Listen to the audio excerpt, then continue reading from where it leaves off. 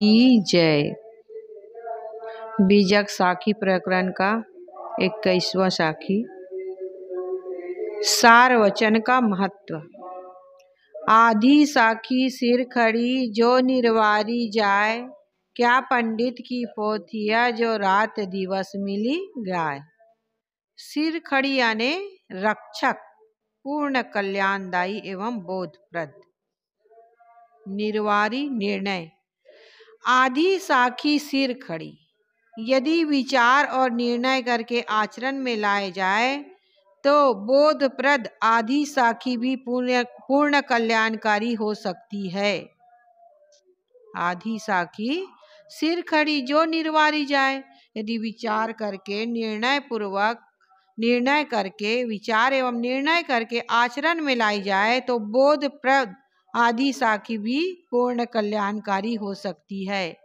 क्या पंडित की पोथियां जो रात दिवस मिली गाए। निर्णय रहित पंडित की बड़ी बड़ी पोथियों को रात दिन गाने से क्या लाभ, जिसमें स्वरूप का बोध ही नहीं है, जिसमें स्वरूप का सच्चा बोध नहीं है।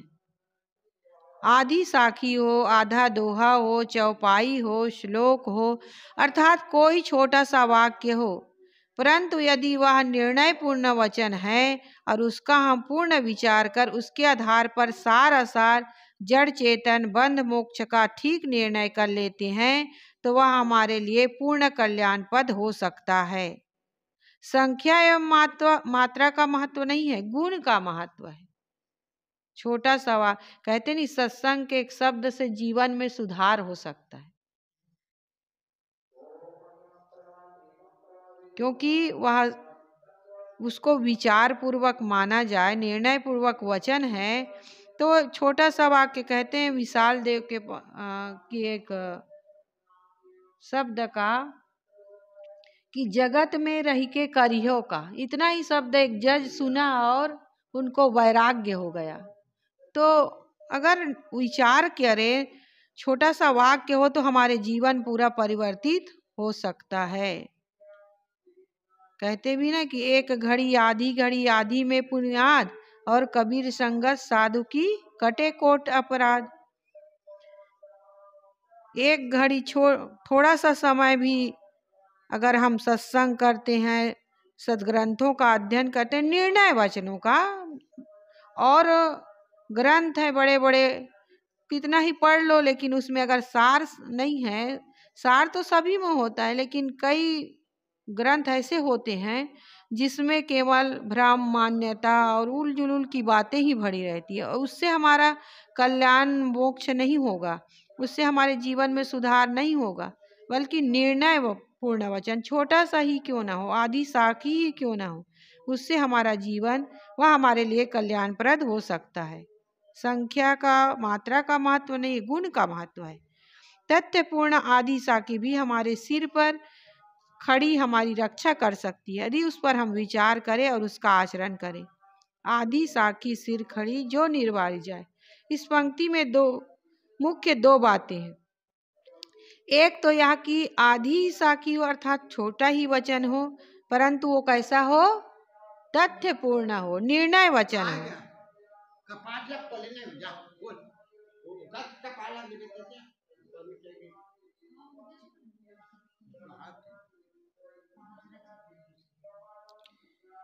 दूसरी बात है हम उसका निर्णय करें, शोध करें और उसका आचरण करें।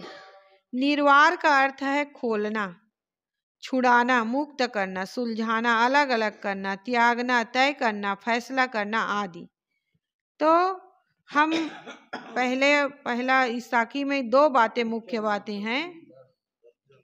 पहली बात क्या है, आधी साखी हो, आधी ही साखी हो, छोटा ही वचन हो, परंतु क्या हो, तथ्यपूर्ण हो, निर्णय वचन हो। और दूसरी बात क्या बताए हैं कि हम उसका निर्णय करें, शोध करें, उसका आचरण करें। निर्वार का अर्थ ही होता है खोलना, छुड़ाना, मुक्त करना। तो धर्म के क्षेत्र में बहुत से संप्रदाय एवं धार्मिक लोग निर्णय करने, विचार करने एवं तर्क करने की राय नहीं देते। धार्मिक क्षेत्र में भ्रम मान्यता है, कल्पना है, लोग उसमें विचार करने कहते हैं कि अगर इसमें विचार करोगे तो तुम नास्तिक हो, काफिर हो, नहीं, इसलिए विचार नहीं करते। इसलिए तो सब बातें मान लिए जाते हैं, ये ईश्वर वचन है, आप्त वचन है, ऐसे करके उसी को सत्य मान लिया जाता है। लेकिन निर्णय करना चाहिए, हमें सार असार शब्दों का निर्णय करना चाहिए, तभी वो बातें हमारे लिए कल्याणप्रद हो सकती हैं। अब कहते हैं राजा सगर के 60,000 पुत्र एक साथ पैदा हुए, बोलिए वृंदावन बिहारी लाल की जय। अब जय बुला दिए, लेकिन विचार करो, एक स्त्री के कितने बच्चे होते हैं? एक होते हैं, दो होते हैं, तीन, और ज्यादा से ज्यादा पेपर में आया था 5। हाँ, एक साथ 5, छोटे छोटे थे, 5 बच्चे हुए, उससे ज्यादा नहीं होते। और राजा सगर की पत्नी सुमति को कितने? 60,000, और 60,000 बच्चे पैदा तो एकदम छोटे छोटे पीन।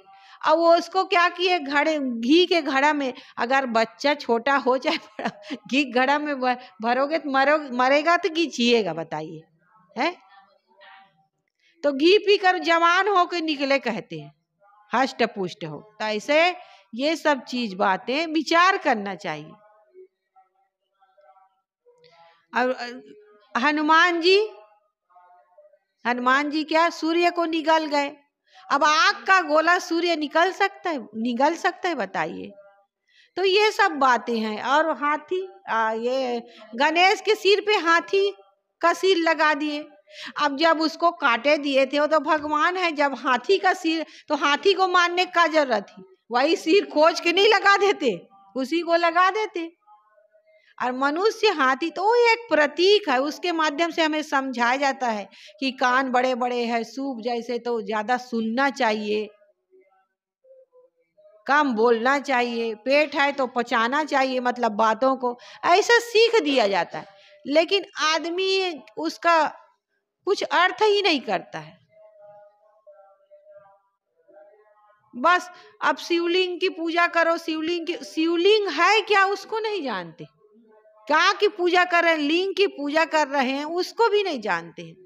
तो ऐसे में वो बातें हमारे लिए कल्याणप्रद नहीं हो सकती, हमारा पूजा करना सार्थक नहीं हो सकता। बल्कि उनके जीवन के जो जीवन जीने का तरीका है, चाहे भगवान भगवती कहें, चाहे राम कहें, कृष्ण कहें, बुद्ध महावीर तो महापुरुष हुए ही हैं, उनके जीवन तो प्रेरणादायक। लेकिन भगवान क्यों बने राम? नहीं, कृष्ण को भगवान क्यों कहा गया? शंकर की हम पूजा करते तो शंकर देवों के देव महादेव कैसे बने? कालकूट जहर को पिए, तो प्रतिकूलता का जहर, हमारे जीवन में भी प्रतिकूलता थी, उसका जहर पीना चाहिए।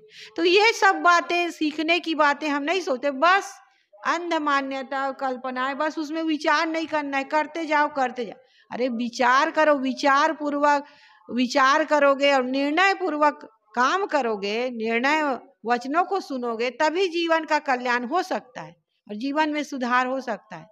अब तुम ऐसे ही पड़े रहोगे तो कोई विचार नहीं करोगे, तो अब तो ऐसे होता है। तो धर्म के क्षेत्र में बहुत से संप्रदाय और धार्मिक लोग निर्णय करने, विचार करने, तर्क करने की राय नहीं देते। कहते हैं कि अगर क्या करोगे, तर्क करोगे, विचार करोगे तो तुम नास्तिक हो जाओगे।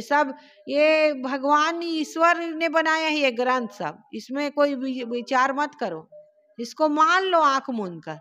लेकिन आंख मूंद कर मानते जाओगे तो तुम्हारा काम नहीं हो। तो कबीर साहब इसके विरुद्ध वे कहते हैं, निर्वार करना बहुत जरूरी है।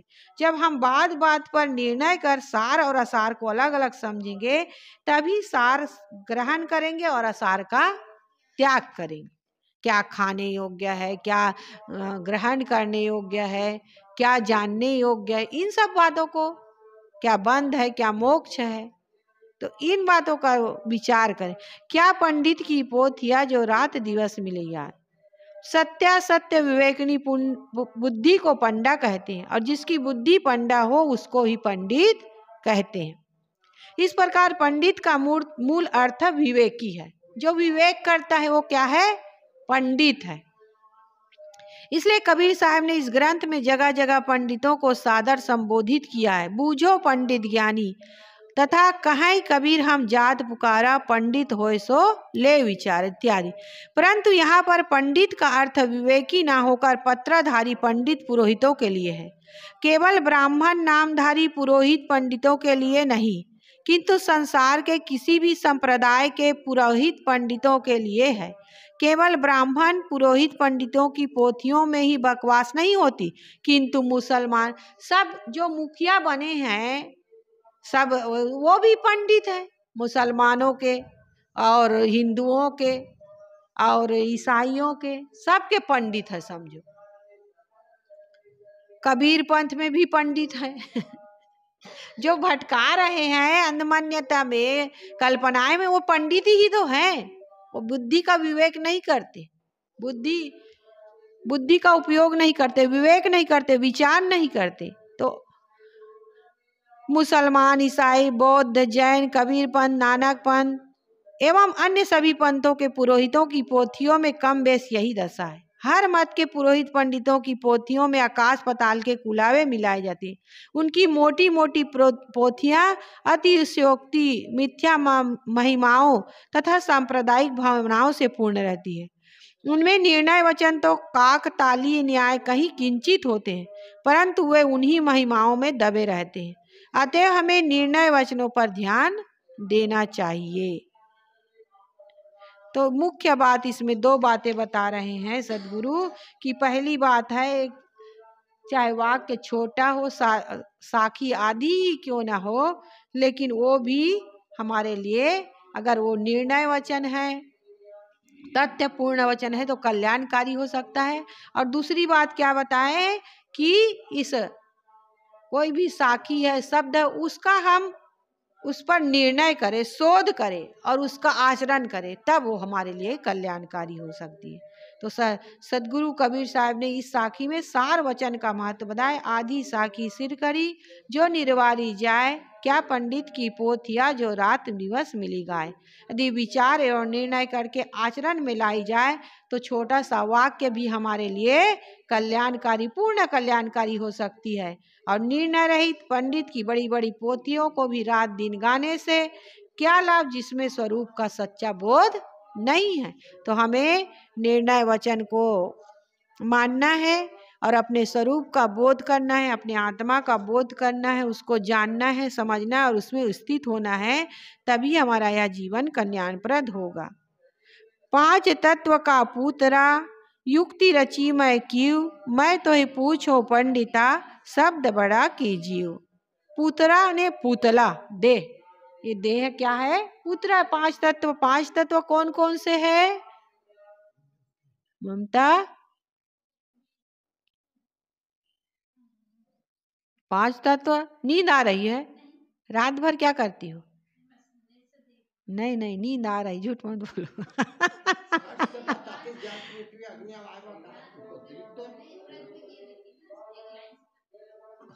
तो 5 तत्व, 5 तत्वों के इस पुतले, 5 तत्वों से शरीर बना है, जड़ तत्वों से। 5 तत्वों के इस पुतले शरीर को मैंने ही रच कर तैयार किया है। हे पंडितों, मैं तुमसे पूछता, किसने कहा है मैं ही रच कर तैयार किया है? जीव। जीव ही वासनावश तो शरीर धारण करता है। एक शरीर से दूसरे शरीर जाता है। तो 5 तत्व के इस पुतले शरीर को मैंने ही रच कर तैयार किया। हे पंडितों, मैं तुमसे पूछता हूं कि शब्द बड़ा होता है कि जीव? युक्ति रची मैं क्यों, मैं शब्द बड़ा महत्वपूर्ण है। सबके शरीरों में एक ऐसी सत्ता निवास करती है जो रात दिन कहती है, मैं खाता हूँ, मैं पीता हूँ, मैं आता हूँ, मैं जाता हूँ, मैं यहाँ काम करता हूँ, मैं यहाँ काम करूँगा, नहीं करूँगा। ये कहने वाला कौन है? जीव। वही सर्वोच्च सत्ता है। लेकिन लोग इसी सर्वोच्च सत्ता को नहीं जानते, वो शरीर और जीव को एक ही मानते, लेकिन एक नहीं है। शरीर और जीव एक है कि अलग अलग है? अलग अलग है ना। जीव निकल जाने पर शरीर क्या हो जाता है? मुर्दा हो जाता है। 5 तत्व का शरीर 5 तत्व में मिल जाता है। आंख रहती है, कान रहता है, मुख रहते हैं, सब चीज रहते हैं, लेकिन ना वो देख सकता है, ना बोल सकता है, ना सुन सकता है, ना खा पी सकता है, ना बात व्यवहार कर सकता है। जिसके रहने से ही हमें ये शरीर चल रहा है, डोल रहा है।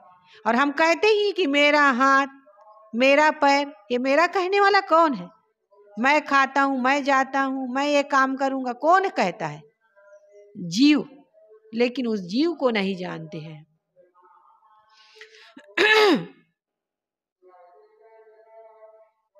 यह मैं शब्द जिस सत्ता से स्फुरित होता है वह सत्ता ही जीव है। सद्गुरु बताना चाहते हैं कि मैं कहने वाला जीव ही इस शरीर को युक्ति पूर्वक बनाकर खड़ा करता है। वस्तुतः यह कथन लाक्षणिक है, क्योंकि जीव माता के पेट में जब रजवीर्य के साथ जाता है तब वह अचेत अवस्था में रहता है। अचेत जीव सोच समझकर गर्भावस्था में शरीर बनाए या संभव ही नहीं है। एक लोहार या सोनार सावधान होकर युक्ति पूर्वक हथियार या आभूषण बनाता है, वैसे गर्भस्थ जीव शरीर नहीं बना सकता। जीव कर्म वासनाओं के सहित गर्भाशय में पहुंचता है और उसकी उपस्थिति मात्र से उसके शरीर की रचना उसके कर्मों के जोर से होती है। शरीर तो वासना लेकर जाता है, कर्म वासना नहीं, उसके आधार पर वो शरीर बैठ के नहीं बनाता है, वो जीव नहीं बैठ के शरीर नहीं बनाता है। हमारे जैसे जैसे कर्म है उसके अनुसार पर शरीर बनता है। सार इतना ही कि शरीर की रचना में अपने कर्मों के सहित जीव मुख्य कारण है। स्थूल कारण माता पिता है, यह तो सब जानते हैं, इसलिए उनका उल्लेख यहाँ नहीं हुआ है। पंडित लोग पोथियों के आधार पर कहते रहते कि ईश्वर ने मनुष्य को पैदा किया। ईश्वर माता के गर्भ में जीव के शरीर की रचना करता है। सद्गुरु कहते हैं कि हे पंडितों, मैं तुमसे पूछता हूं कि शब्द बड़ा होता है कि जीव? सारे शब्द जीव ही बोलता है। वेद, शास्त्र, कुरान, बाइबिल, पुराण, धर्म ग्रंथ आदि मनुष्य ही रचे। किसने रचे बताओ? कोई आया ईश्वर रचने के लिए कि मनुष्य ही ने बनाया? मनुष्य ही बनाता। जो कुछ आज जितना ज्ञान विज्ञान का विकास हुआ सब मनुष्य बना रहा है, लेकिन मनुष्य को अपनी शक्ति का पता ही नहीं है। ओम, ईश्वर, ब्रह्म, राम, रहीम आदि शब्द भी जीव ही बोलता है। अगर जीव और मनुष्य जीव ना हो, मनुष्य शरीर ना हो तो ये ओम कोई नहीं कह सकता। कहता है? कोई नहीं कहता है। केवल मनुष्य के पास वो शक्ति, बोलने की शक्ति है, वही इन शब्दों की कल्पना करता है, यही सही शब्दों को बोलता है। जीव ना तो वर्णात्मक शब्दों का अस्तित्व ही, जीव ना हो तो वर्णात्मक शब्दों का अस्तित्व ही ना हो। अतएव पंडितों का यह कथन शब्द मात्र है कि मनुष्य को ईश्वर ने बनाया। कोई ईश्वर बनाने वाला नहीं है। जीव कर्म वासनावश माता पिता के रजवीर्य के साथ शरीर में गर्भाशय में पहुंचता है और उसके कर्मों के अनुसार शरीर की रचना होती है और जीव उसमें उपस्थित रहता है।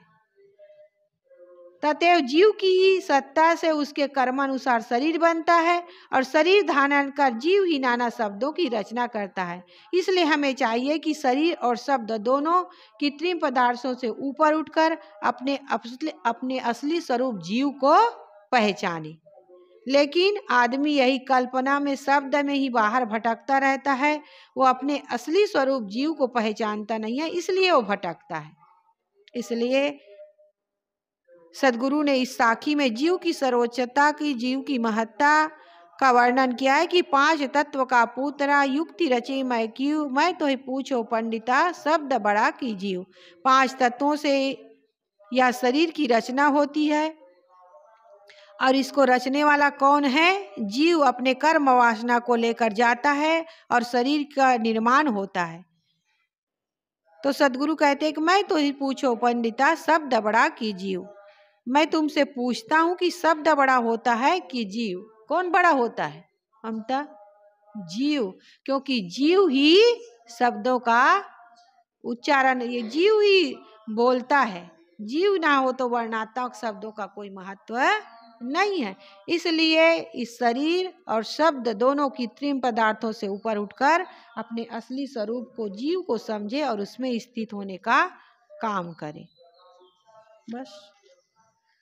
बोलिए सद्गुरुदेव की जय। वंदन है गुरु तुमको, वंदन है गुरुदेव, वंदन है गुरुदेव तुमको, वंदन है गुरुदेव। काल जाल के फंदा भारी, काल जाल के फंदा भारी, परख लखायो भेव तुमको, परख भेव तुमको, वंदन है गुरुदेव, वंदन है गुरुदेव तुमको, वंदन है गुरुदेव। वेद शास्त्र सब खोजत हारे, वेद खोजत हारे, मर्म न जानत केव तुमको, मर्म न जानत केव तुमको, वंदन है गुरुदेव, वंदन है गुरुदेव तुमको, वंदन है गुरुदेव। गुरु समान और को दाता, गुरु समान को दाता, ताकि करिए सेव तुमको, ताकि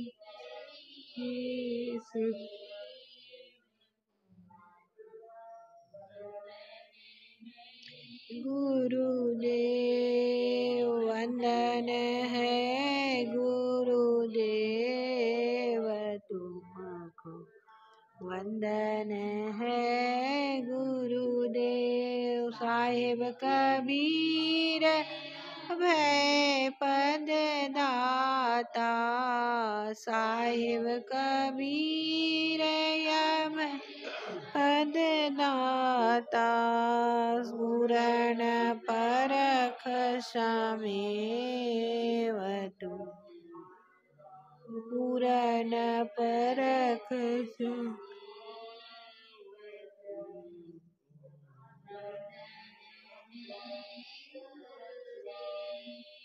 वंदन है गुरुदेव तुमको, वंदन है गुरुदेव। साहिब बंदगी, साहिब बंदगी। बोलिए सद्गुरुदेव की जय, संत समाज की जय।